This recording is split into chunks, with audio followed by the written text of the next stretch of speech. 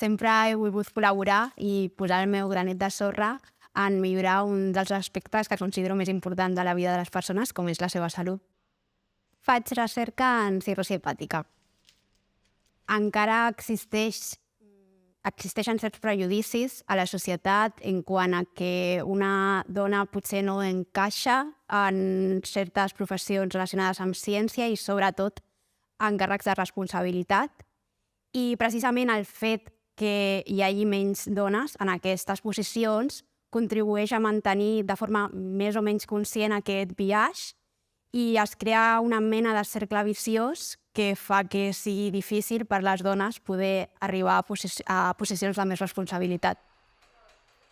Aquesta situació es podria revertir al final sortint més al carrer, parlar més del tema, que la societat en general conegui els obstacles que tenim i que es conscienciï més a la gent del problema que hi ha i del biaix que patim les dones.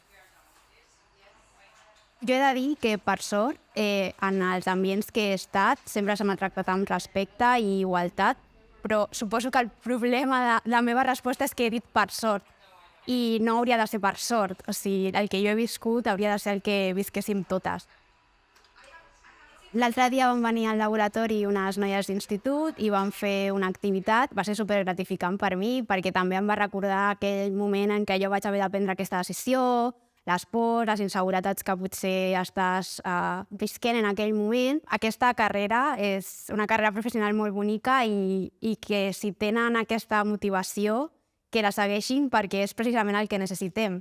Més dones i més veus que facin que se'ns escolti més i que al final puguem aconseguir que homes i dones siguem iguals en la ciència i en tots els altres aspectes.